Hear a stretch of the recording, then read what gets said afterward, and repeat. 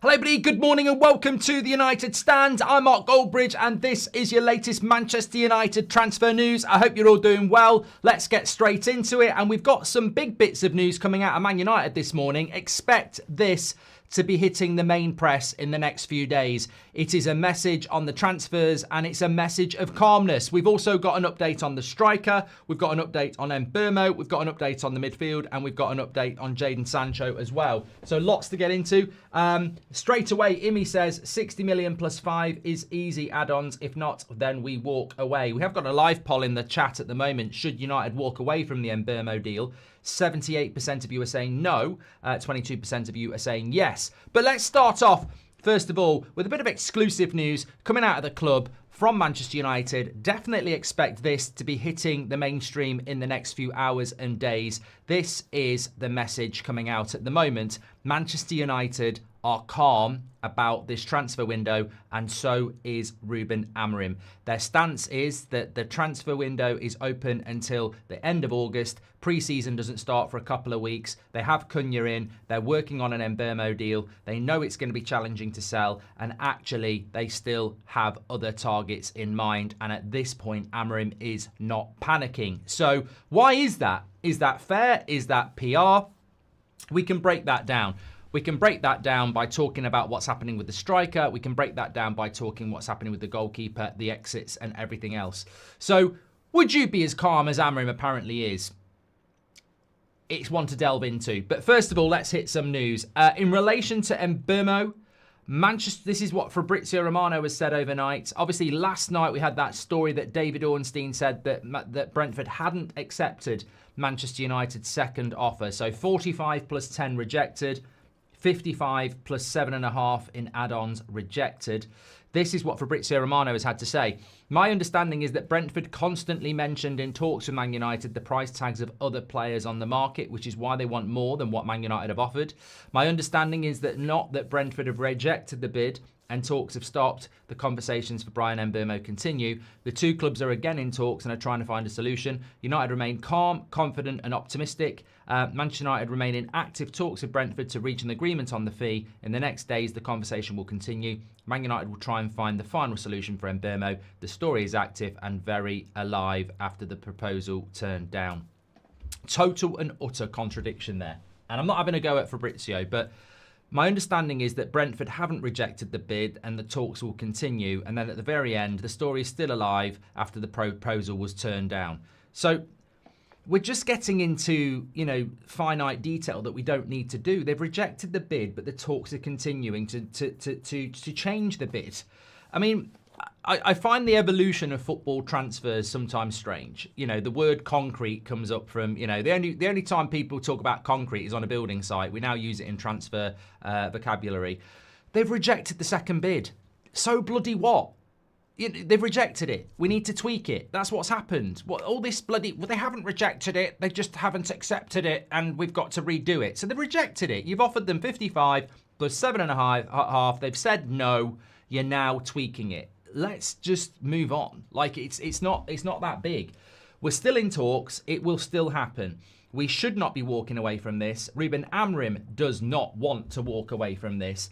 And as per Fabrizio, as per David Ornstein, we're not going to walk away from this deal. The negotiations continue. He's literally just put a tweet out in the last minute. The negotiations for Mbeumo remain ongoing. The structure of the deal is being discussed. Informed all parties 3 days ago about clear desire to join Man United, and that was from Mbeumo. So look, we've basically done what we've done with every other deal, and I'm not going to go into it in any great detail because we are where we were last night. They've turned down 2 bids. We've now got to tweak it. We're not far off. We will get it done. But I think we're trying to spin that we haven't had the second bid rejected. It's part of negotiations. We've had it rejected. Just put in a better bid. It's almost like we're trying to spin we didn't lose the battle. There's no battle to be won. There's no battle to be won apart from we sign Mbeumo. I don't really care if you get your bids rejected. It's how quick you do your deals. Craig David FC, I'd be happy. Got rejected on Monday, put another bid on Tuesday. We were getting rejected by Wednesday, but on Thursday and Friday he did his medical and went on holiday. We'd be happy with that, wouldn't we? It's not, I don't mind getting rejected 3 or 4 times as long as you get the player. It's how quickly we do it. That's all that I'm bothered about. We're in negotiations. He will sign for United. Let's wait and see when it can actually be a here we go, but it will happen. And as for people saying we should walk away from what? There was so many comments last night after last night's video. I was reading them and respect. So many people were saying walk away. Respect. But my stance is walk away from and do what? Walk away from a player that's a plan A signing for Amorim. Reset and start again. And also, are Brentford not right? Remember all those people out there that were saying that we were in talks with Semenyo? And I said, we're not in talks with Semenyo. I had that from very good source. We're not in for Semenyo. We're not in for Semenyo at all. I don't even know whether we ever really wanted Semenyo, but we were never in talks because Bournemouth wants 70 million quid. Semenyo for 70 million quid. And some people are saying walk away from Mbeumo for 60. João Pedro for Brighton, they've rejected 50. Alanga at Forest, they've rejected 45. We're not paying a stupid fee here. It's just slow negotiations. That's your frustration. The fee is going to be fine. But in context of what people want for Premier League wingers, we're not actually paying a stupid price. We're probably paying... The market's inflated, but we're not paying a silly price. It's not Anthony. So get the deal done. It'll happen. Certainly stick with it. That's what I would say. So yeah, look, a few other bits to get into, but let me just revert back to the start. So coming out of Man United at the moment, and I guarantee you this is going to be in the press in the next few days. We sometimes get these on a Saturday morning. The position from Man United is calm. You're going to get that. You're going to get that from the club. I'm more interested in the position from Amorim, and Amorim is apparently calm, motivated and ready to go. He is not stressed about the transfer window. I think some of us are, but at the moment Amorim isn't stressed because he has Cunha, he will have Mbeumo, and on the striker situation, this is a bit of new information, on the striker situation, you could get stressed, you could get worried, but look at the market on strikers. Who has signed a striker other than Chelsea? Chelsea are the only Premier League club that signed a striker. So Man United want a striker, but we have to respect the market. This is not me talking, by the way. This is like information. We have to respect the market. Arsenal haven't bought their striker. Liverpool haven't bought their striker. There are other clubs in the Premier League that want strikers, and the striker market is moving slow. You can't rush a deal that's not there to be done. And United at the moment are very much trying to get the best striker they can get for Ruben Amorim, and they might not get him. So they could pivot now and get the Mitrovic or the Mateta or whoever else it's going to be. But that's not actually their plan. They want somebody else. But they can't get that somebody else at the moment because other things need to happen first. That could be Ekitike, that could be Osimhen, that could be Gyökeres. But none of those 3 players, Man United are not in a position to go, let's do that deal. We need other things to happen. So... look, of course, there is an awareness from Amorim that he needs players in for pre-season, but in the striker situation, it isn't as easy as just going out and doing that. Also, he acknowledges that the market was always going to be challenging for Manchester United. With regards to selling players, don't really have anything to say about that. Nothing was said about that. But in relation to players coming in, there is a calmness around Amorim at the moment. He doesn't want Man United walking away from an Mbeumo deal. He wants Mbeumo. That's a plan A signing. Cunha was a plan A signing. And obviously he wants a striker and a goalkeeper. With the striker, we're just going to have to, I've said this. I don't like it. We won't have a striker for the US Tour. If you're going to the Tour, fair play. You won't be seeing a striker for Man United. It's just not going to happen. We're not going to pull a deal off that quickly. It's, what, three and a half weeks? Till we go on the tour, we won't have a striker. It's not going to happen. We're not even in talks with a striker. We may not even have, I was told this morning, we may not even have a striker for the Arsenal game. That's not acceptable to fans, but apparently in the club and Amorim, they're sort of awake to the fact that that might not happen. It depends how quickly other clubs start moving on strikers, because at the moment, United can't hold concrete talks with anybody. Even I'm using bloody concrete. More concrete than a bloody driveway. yeah, we can't start talks with anybody at the moment because no one will talk to us because they're waiting to see what's going to happen elsewhere. So the chances of having a striker in for the first game of the season is slim. I would still hope that's possible, but certainly not for the tour.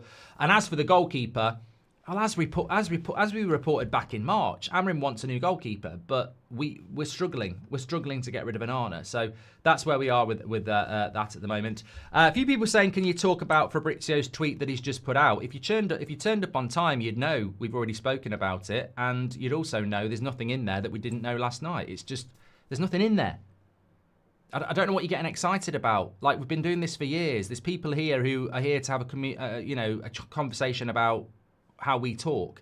We don't veer off because Fabrizio's putting a tweet out that he said on his video 10 hours ago and last week and the week before and the week before that. All he's saying is negotiations are still going on between Man United and Brentford and that Mbeumo wants to come to Man United.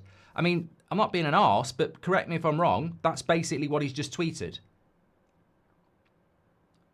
You know, David Ornstein wouldn't tweet that because they're two very different journalists. David Ornstein will tweet once about Man United this week and it will be a big update. Fabrizio, because he works independently, has to just keep putting the stuff like that out. There's nothing in there. That's not breaking news. I'm sorry, that is not breaking news. We're still in negotiations with Mbeumo. Mbeumo wants to come to Manchester United and Man United remain confident that they can get a deal done. Like, we know all that.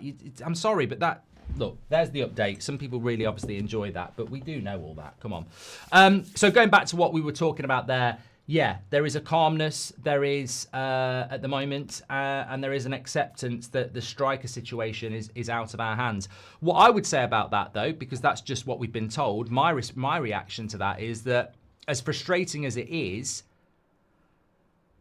what can we do? I mean, look, sometimes we vent, we frustrate, we get angry, etc. But ultimately, in the striker situation, I am frustrated by it, but it is who we are. Like, we're not aggressive when it comes to transfers. We never have been. We don't go out and get these deals done. I've said this for years now. I remember when Liverpool got Fabinho. I really wanted United to sign Fabinho. And they were linked to him on the Monday. He was holding up the shirt at 8 o'clock. Sorry, they were linked to him in the morning. He was holding up the shirt at 8 o'clock that night. And Liverpool have always been very quick and efficient. We're never going to be that. So you can sort of time United's transfer activity when they start talking to a player. As soon as Ornstein or Romano say Man United are in concrete talks with a player, you basically start your clock and say any time in the next 4 to 6 weeks he'll be holding up the shirt, and that's not 46, 426. So we're not having, the striker situation is frustrating because I think it's a really important position. I'm not comfortable with going into next season rotating Xerxes and Rasmus. I don't think that's a step forward. I think pre-season will kid people. If anyone's ever read my book, which is not on there anymore, there's actually a chapter about pre-season and how people start to see things in pre-season that aren't there. It's like having 9 pints of lager, like it's not real. So I do want a striker. Amorim does want a striker, but we're not going to get one anytime soon. But as per the updates, what are we supposed to do? Gyökeres is waiting for Arsenal. Delap went to Chelsea. Osimhen is basically flirting with a load of clubs. Ekitike is very expensive and I'm not sure he's the right fit. Yes, you can go for Mateta. Yes, you can go for somebody like that. But would you go for Mateta now? Or would you hang in the race for an Osimhen, Gyökeres, etc.? And let's not forget, some of you would go, well, I'd go for Mateta now. You're starting 6 weeks of negotiations with Mateta. Look at Brentford with Mbeumo. They've always been open to doing a deal. Crystal Palace with Mateta will be reluctant to do a deal. So we'll be negotiating with them for about 6-7 weeks. So I think some people think, oh, I'd rather just get Mateta today than wait weeks for a Gyökeres or an Osimhen. We will be negotiating with Palace with Mateta for weeks and weeks and weeks. They don't want to sell. So I see that it is frustrating around the striker, but I do start to... It's took me a few weeks, but I am starting to understand why we went for Liam Delap. And obviously, one, was he was cheap, but two, it's a quick deal and you don't spend all summer trying to get a striker, and maybe that's what United went for Delap for as well. Quick deal, get him in for pre-season. If we don't get him, it's going to be double the price, and treble the weight. And I think maybe that was part of the attraction of Liam Delap. I hope we don't get Gyökeres like I do. I hope we don't regret Gyökeres like I do El Nouri, says SNS. I'm getting deja vu. I'm sure you said that last night. Bounty Hunter says, I'll call bullshit on United not panicking or Amorim. But look, mate, I can only deliver what's coming out of the club. And as I said, that this will be coming out in mainstream outlets very, very soon as well. So it's a brief, essentially, not sexually. Do you believe it? Well, look, I think many people will say PR and spin. I don't know. If I was Ruben Amorim,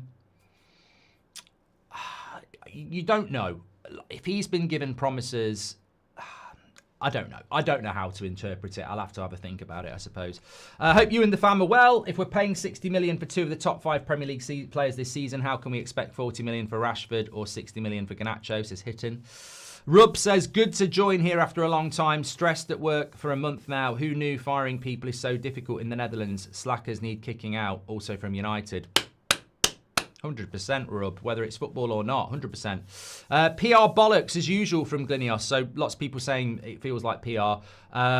John says, we shouldn't walk. It just looks bad because we're slow. If we moved faster and handled multiple deals at once, no one would care. Exactly. That's exactly, John. We shouldn't be walking away from Mbeumo. The frustration is how long we're taking. It's not the fee, I don't think. United, usual transfer tactics, delay then pay. We certainly shouldn't walk away, says John. Tony from Malaysia here says, Tony, how are we all doing? Lovely stuff, Tony. Hope you're doing well. Okay, let's move it along a little bit because we have got a couple of other bits to get into, which are actual news stories this morning. Where should we go next? Let's talk... Excuse me. Let's talk about Ederson. So Ederson's on the thumbnail, so we should bloody talk about Ederson, really. So Ederson of Atalanta, midfield option for Manchester United. Where are we at with this? Because in the last 12 hours, there's been a lot of stories coming out from the Italian press about Man United being back in for Ederson. Remember, we've been linked to Carnesecchi, the Atalanta goalkeeper. They're sort of now moving away from that and saying, whilst inquiring about him, they've held talks with Ederson. Man United looking to relight the fire under that deal that was very much a deal United were looking at in April and early May, pre-losing the Europa League final. So is Ederson likely to be joining Manchester United this summer? No. I mean, look, I could be wrong, but come on.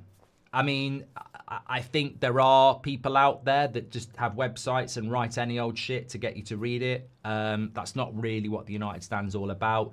We'll give you the story and then we'll give you the opinion.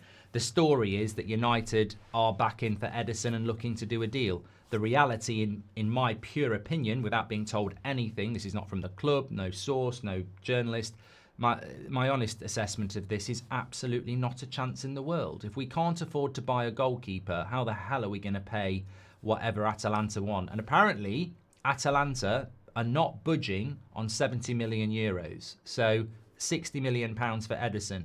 Now, people are moaning about Mbeumo for 60 million. He's a Premier League proven goal scorer and assister in the league that we want, in a position that we need. Ederson, we do need a midfielder like him, but we've already got 5 midfielders and we're not in Europe. And I think that's the key to this. If we'd got into Champions League football, I would have said we've got a chance. With no European football, a limited budget, a full midfield roster, and at that price, forget it. Absolutely forget it. There's no point even thinking about this. I've seen a lot of people talking about it, though, and I just wanted to bring it in because you never know.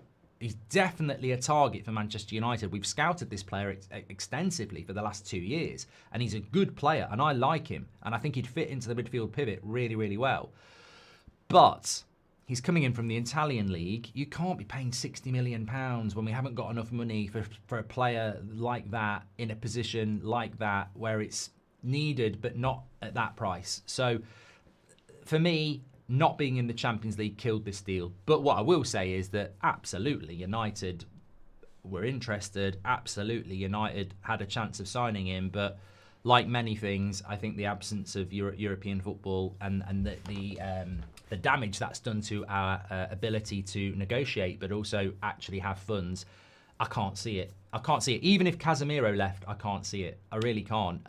Even if we sold Mainu, I don't think we could afford it. And that would be pure profit. So, yeah, on Ederson, interest, whatever. But I think it died the day we lost to Spurs in that final, if I'm being completely honest. I might not be right, but we'll see. And as Mini Brew says, Douglas Luiz would be more realistic. And the interesting thing about Douglas Luiz is Ederson's actually just turned 25, literally 3 weeks ago.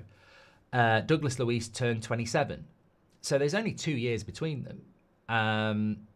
One of them's going to be 20 million and one of them's going to be 60 million. So for who we are, I think if you're Liverpool or Man City, you go for Ederson because you feel he's the better player.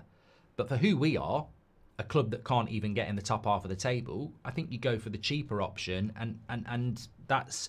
We're going to... Look, I know who we are and I know who you want us to be. But we are still a football club that's had its worst ever Premier League season, finished 15th in the league and was absolutely dreadful. We can't just go for, Premier quality players.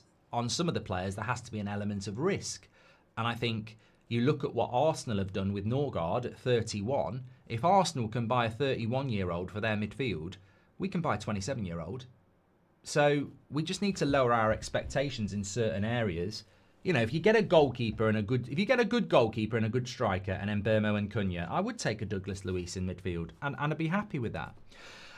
This is an interesting story because it's going to take us to Fenerbahce. Smashburger says, Duran to Fenerbahce, why can't we try him? I mean, this is incredible. So Duran goes to Saudi last January, so 5 months ago, goes to Saudi for, how much was it? 80 million quid? He's leaving.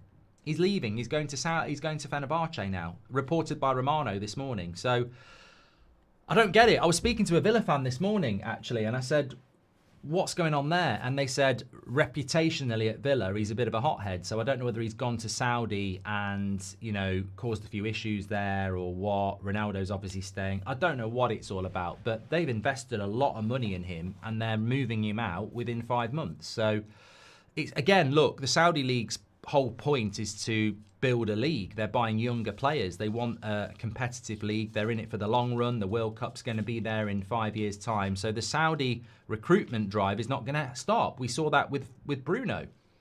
But with Duran, I don't think he's gone there and gone, actually, I'd like to go on loan to Fenerbahce. Something's clearly gone wrong there.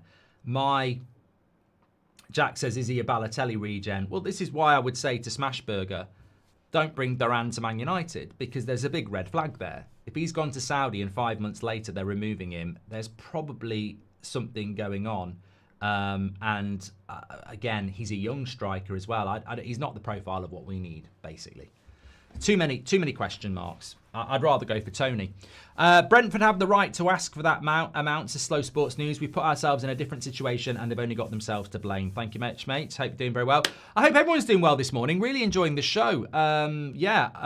Really good comments coming in. Obviously, I sense some frustration, but, some people I think are putting forward some interesting topics of conversation. So thank you for that. As always, is anyone watching the Club World Cup? Says Rub. Mate, look, I put my hands up here. I've always liked Brazilian football, and this was sparked by somebody in the chat yesterday or the day before. Why are we not recruiting from Brazil? So I'm going to run an experiment today, and I thought, well, I may as well do a watch-along. I'm going to watch Palmeiras against Botafogo, because I've always had an interest in the Brazilian league, and so I'm going to 5 o'clock today. I'm just going to watch it, and I will do a watch along on That's Football. I'm also going to do Flamengo against Bayern Munich tomorrow night at 9 o'clock. So yeah, I am going to do those watch alongs because I just want to sort of gauge the Brazilian league comparable to our sort of leagues, and also I've just got a feeling that's going to be a real firecracker of a game. So I'll be watching that at 5 o'clock. Yeah. I hope we do. So let me talk about Fenerbahce anyway in relation to Manchester United. So Fabrizio has given an update that we can all sort of discuss. He says the situation between Jadon Sancho and Fenerbahce is calm. This move seems unlikely. United are awaiting a club to sign him or cover his full salary. Currently, no one wants to pay his entire salary. So remember what we said last night, and some people were saying that it's not true. A story came out from Turkey that Jose Mourinho had spoken to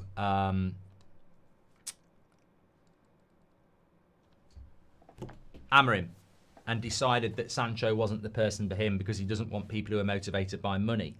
I don't want to say I told you so because I think that's not fair. But I do feel sort of like what my stance has always been all week is true. We had this breaking story on Tuesday or Wednesday that Juventus were close to a deal. Napoli were close to a deal. Fenerbahce were close to a deal. And every time I've sort of thrown it to the community to see if I'm missing something. Why would Jadon Sancho sign for a club so that we can get money and he takes a pay cut when in a year's time he can go for free and get all the money himself, and also over the next year earn whatever his wage is? And I don't know what his wage is. I don't know what Sancho actually earns, but there was an article just around the Europa League final, which I'm looking at here. Chelsea refused to meet the player's demands and would not match his 300k a week wages, even though Maresca was keen to keep him. Stamford Bridge hierarchy pulled rank. So, I mean, God, I don't know what he earns. I don't know that. I know his contract was 300k, but I presumed with no European football it might have been 250. But let's say it's 250. I might be wrong. It might be more. I don't know what he's on. But again, I just think that in the space of a week, Napoli, Juventus and Fenerbahce have all walked away from him. Chelsea have walked away from him. I mean, it's just so obvious what he's going to do. It's always been obvious to me what he's going to do. He's going to run his contract down. He's going to sit there till the end of August. He's going to turn up for pre-season. He's going to go on the US tour. We're going to get the return of the Prats, who are Sancho FC, saying he's cooking, play him as a number 10. And the club just doesn't move forward, does it? And that's before you talk about Garnacho and Rashford. I can see this happening. Can see it happening miles off. And look, we can moan about not having a striker, we can moan about not having a goalkeeper, and those things are contentious issues. But is it not even worse when you're taking people like him and some of the others on the tour? Because they do bring a lot of attention. The press won't shut up about them. Certain fans will be, glazing them, saying, oh, let's put them back in the team. And even if they do get back in the team, are we moving forward as a football club, or are we just putting problems back into United and the cycle continues? I mean, what's the chance of this? You put Sancho back in the team, maybe Rashford or Garnacho back in the team, the results are bad, Amorim sacked, they're back in under the table for another manager. It's like we've got to move on from this sort of thing. And I feel like, as I said last night, there's obviously been some negotiations with Juventus or Napoli or Fenerbahce, and that's just wasting our negotiators' time who aren't actually very good at negotiating. I just think that is there nobody at United that the only message we've had out from United about Sancho is that they won't let him get on loan and they want a transfer fee, and yet there's nothing about Sancho that I trust. We were told that he was an obligation to buy to Chelsea for 8 months, and then 8 months later he actually could be sent back. They lie about Sancho, basically. And I don't know why they do. Some honesty would be nice. And I think the honest answer is you're not selling him. He's not going to get sold. You're not going to renew his contract because he's on 300 grand a week. He's going to run it down for a year and he's going to be a free agent.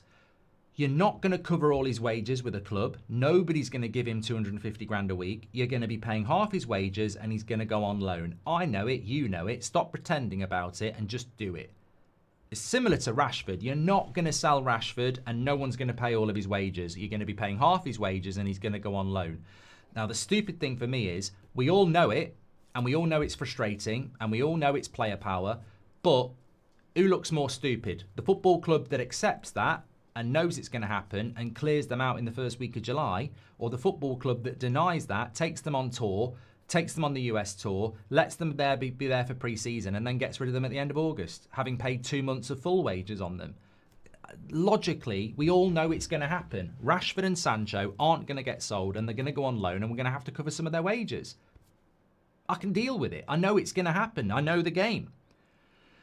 So loan them off now. You don't lose anything, especially in the case of Sancho. Just do it. And as for somebody saying Sancho could get back in the team, how's that going to work?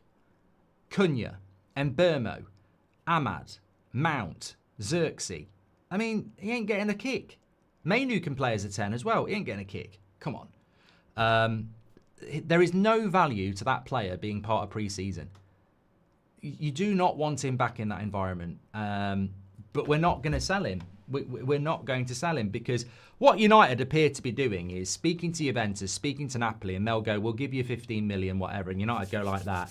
And then they speak to Sancho and go, we're out. And Man United go, what do you mean? What do you mean? We've got a 15 million pound deal. What's going on? Well, we've agreed a deal with you, but he wants 250 grand a week. What? Well, you did give him that contract, so we're out. See you later. I'm sick of the story as well. I'm sick of it, Gershon. Hotometer says sell him. Not today, mate. Ray says, another example of us not changing one bit. 5 weeks ago, we talked to Mbeumo, still no deal. Sorry, Ray, I'm whizzing through that way too quick. Another example of us not changing one bit. 5 weeks ago, we talked to Mbeumo, still no deal, and can't sell anyone. Yet some sections of our fan base say that we've changed. Yeah, right, says Ray. Yeah, but I think the people who... Look, there are people out there. It's not even slating them. It's called opinion. There are people out there in the toxic positivity gang who, some of which are on the bloody payroll for the Glazers, who will, your dog will go in the back garden. Everybody will watch it do a big fresh shit. They'll walk out with a plate, put it on the plate, sprinkle it with some sprinkles and ice cream, and say it's chocolate. It's, that's what they do. They sit there and do that and basically make out that they're getting information when realistically they're just pro-Glazer. And now they try and pretend that they're pro-INEOS, but they were pro-Glazer before that. And those people are always going to do that. And that is their right. No issue with it. But we haven't changed. We will still get players in, but we haven't changed. We're so slow. We're not good at negotiating. We can't do what Liverpool do. And some people get really irritated when I say that because, like me, they understand that Liverpool are our biggest rival. And it almost feels dirty and disloyal to say what I'm about to say, but it's not our fault. We want Liverpool to be our biggest rival. We want to beat Liverpool. But the reality is, and we shouldn't be saying these words, but it's true, Liverpool are better than us. We can't do what Liverpool do. We can't negotiate like Liverpool do. And it's nothing to do with Liverpool winning the Premier League. Liverpool have been doing this for years. They get deals done quickly. They get it lined up. They get the player ready. They get the club ready. And they do the deal. And they sell well. We don't. And we don't do that because of who owns us. It's got nothing to do with Liverpool being a better football club than Manchester United or having better fans or better history or whatever. They just have better owners. They have better people working at the football club. That is why we fail. And I think some people deviate and go looking for other answers and other questions. We fail because of who runs the football club. The decisions start at the top. It's as simple as that. Any chance we can sign Kane from Bayern, says Enchanted Angel. I think we'll just move on. Not a chance in the world. If Sancho doesn't go, he'll sit on the bench for a year and no one will want him. What's he going to do? Join Lingard in the Chinese league, says Slow Sports News. He'll go on loan, mate. Sancho will go on loan. The question is, why not just get on with it now? He collected the bag and now he's homesick, says Smashburger about Duran. There we go. I agree with you that we should have cashed in on Bruno if we had. Who do you think would have been made captain, says James. I'm only going to say this very, very quickly. I would have sold Bruno. I said it. I'm not changing my mind. But I'm also not oblivious to the fact that if we had sold Bruno, we'd still be sat here now with no signings and all these players that we want to get rid of there. coming back for pre-season. So Bruno would have just given us cash. Bruno would have given us more freedom. And I don't think Bruno's a midfielder, but we still would have been sat here going, why is Sancho here? Why is Rashford here? Why is Garnacho here? So Bruno would have just given us some money. And I don't believe he's a midfielder. But the problems still would have been there. Hi, Mark. With all due respect, let's be a bit patient with the new owners. A lot of changes in the last year. Keep believing, says Georgie. With all due respect, Georgie, that's your opinion. Mine's very different. I think they've been an absolute catastrophe for this football club. They're not, also, with all due respect, they're not new owners. They are basically Glazer bitches. They're puppets. They own 28%. That's it. And they do nothing different to the Glazers. In fact, I think Sir Jim Ratcliffe is just a British front to get regeneration of Manchester done. I think he knows that. The Glazers were planning that regeneration in 2017. The documents are there. Everything that's going to happen to Old Trafford and the area around it was planned in 2017 by the Glazers. Sir Jim is just a front for it. If we can't get rid of Sancho, and the big reason I say that is because the Glazers are never going to go anywhere. They're never going anywhere. They will pass this football club down from generation to generation to generation. In fact, most of us will be dead and the Glazers will still own this football club. They ain't never letting this club go. Their dad bought it. They've got it. Their kids will have it next. Their kids will have it next. That's the future of Manchester United. I can't believe people don't realise that. If we can't get rid of Sancho, I hope Amorim banishes him from Carrington. Don't let him anywhere near the squad, says Phil. James says, we've done that one. And Emily's in the house. She says, our negotiators couldn't sell water to a thirsty man in a desert. It's embarrassing, but it's a mess of the club's own making, says Emily. Yeah. Mad how our one winger willing to take a pay cut to move on can't be sold because we'll take a loss financially, says Chunky. Yeah, I think he's talking about Anthony on that one. A couple of other couple of other bits to bring into you. I just wanted to bring this in towards the end of the show, and you know, take a pop. I'm used to it. It is the weekend, although it's not Toxic Sunday yet. It can be a Toxic Sunday. A lot of people talk about the swap deals. I saw a couple of people, funny enough, I think it might have been Stan Collymore who mentioned it. I saw it on a tweet anyway. That reminds me, we've got something else to say to you as well.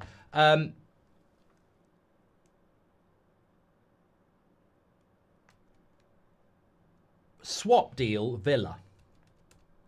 Basically, I think Stan Collymore said Rasmus for Watkins. But if Garnacho is wearing a Villa shirt, then, and Villa want Garnacho, I don't think we can do a swap with Garnacho because of FFP and all that shit. But if we haven't got a lot of money, should we not be looking to try to be a bit creative? Selling and then buying does take a long time. Villa don't have a lot of money. We have players that maybe they want. They have players that maybe we want. Emi Martinez, Ollie Watkins. I mean, I'd love Morgan Rogers, but I don't think that's going to happen. I don't think we actually need him now. We've got Cunha and Mbeumo. Some people like Onana in the midfield. I just think that, I'm not saying it could happen or it will happen, but my point is, have we considered getting creative in the market? Like, all I ever read is, we're trying to sell Rasmus to Inter, or we're trying to sell Sancho to Napoli, or we're trying to sell Rashford to Barcelona. But there are other clubs out there that need to do business as well. And, I mean, I don't know. Could we not loan one of their players and we loan one of our players? I don't know. I'm just thinking outside of the box because I'm just trying to think of ways that Manchester United can speed things up. Because, obviously, overarching this show, we've got this story that Amorim's calm and United are calm. But you can be calm and also see the finish line getting closer and closer and closer. Like pre-season, I feel there are three finishing lines in the transfer window. There is the start of pre-season, where if you've got most of your business done, you're ready to go. There is when you go on your tour, where if you need to have most of your business done, because that's the last opportunity to get players in for pre-season.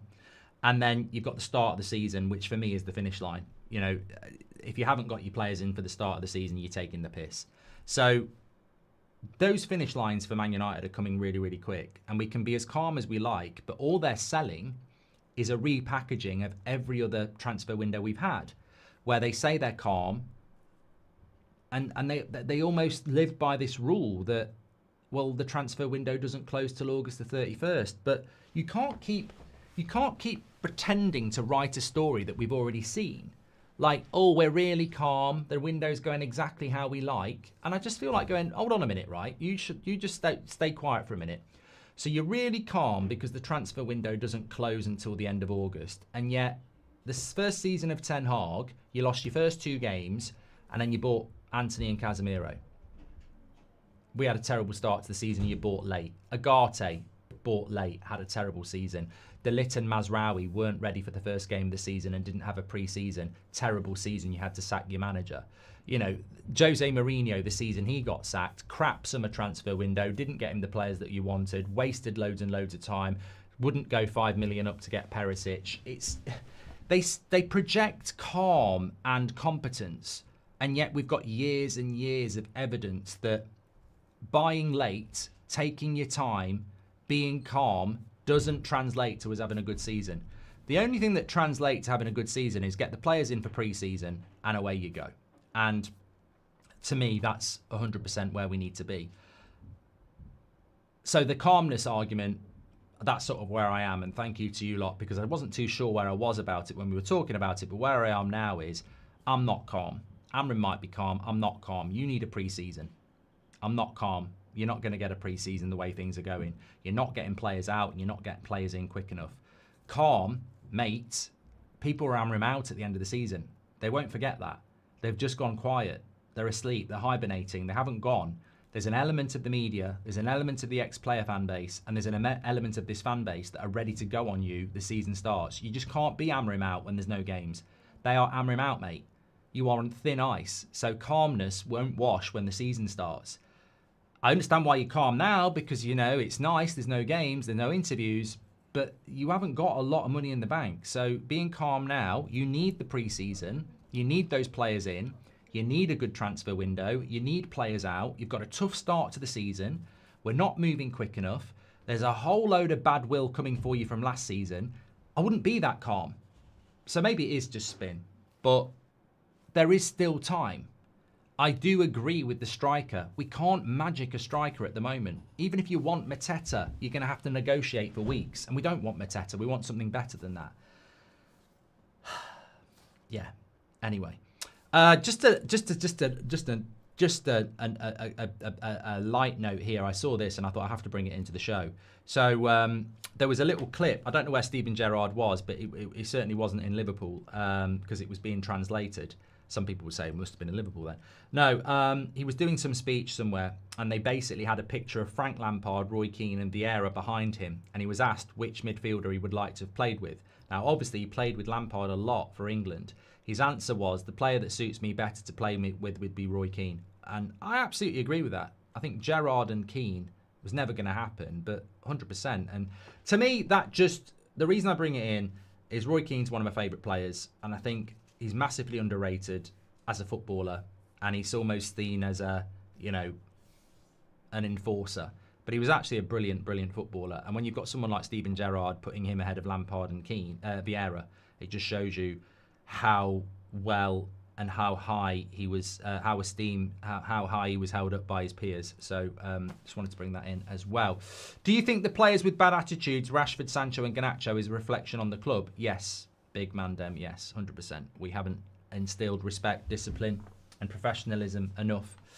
The night after the Europa, we thought it was Armageddon and we would all be able to get is a couple of 10 million learner divers. It's not a total disaster, says Glenn C. The Glazers will sell in the next 5 years. Lakers, Boston, Celtics are being sold at 10 billion at most. United is worth more when we have a winning team, 8 billion, and they'll sell. J-Law, I appreciate your opinion and we must respect it. But just to give my opinion, you've got absolutely no chance, and I don't see in any way, shape, or... I mean, that will instill optimism in some people. I just want to pop that balloon. I don't know where J-Law's getting that from, other than his opinion. There is no evidence that we'll be worth 8 billion in 5 years' time. We won't even have a new stadium in 5 years' time. So they're not selling in 5 years. The stadium won't be built, and they won't go anywhere until the stadium's built. When the stadium's built, you've got to pay for it. So they'll pay for it. They'll reap the benefits of that. I would say the Glazers aren't going anywhere for 10 years, and I don't think they're going anywhere for any more than that. I don't think their strategy is to sell. If you look at many franchises in American sport, some of them just get passed from family to family to family to family. So I don't see that at all, and not in the next 5 years. I think that I have to give the alternative to that, Jay, because some people will hear what you've said and think, oh, yeah, I absolutely do not see that happening at all. With Sancho, can't we just sell him and pay off the difference in wages? Why would it benefit him to run his contract down instead, says Ryan? Because as a free agent, you get all the money. There we go. Okay, thanks everyone for watching this morning. Fantastic show. I've really enjoyed it, actually. Always nice to get a bit of info out of the club and also have a conversation with you lot, so I really enjoyed it. I am going to be doing that Brazilian game at 5 o'clock. I'm having a Brazilian at 5 o'clock, so I'll be on That's Football for that. Yeah, thank you everybody this morning, and we are where we are. 74% of you would not walk away from an Mbeumo deal, but 26% of you would. There we go. Get in the comments. Speak to you all in a bit. Take care.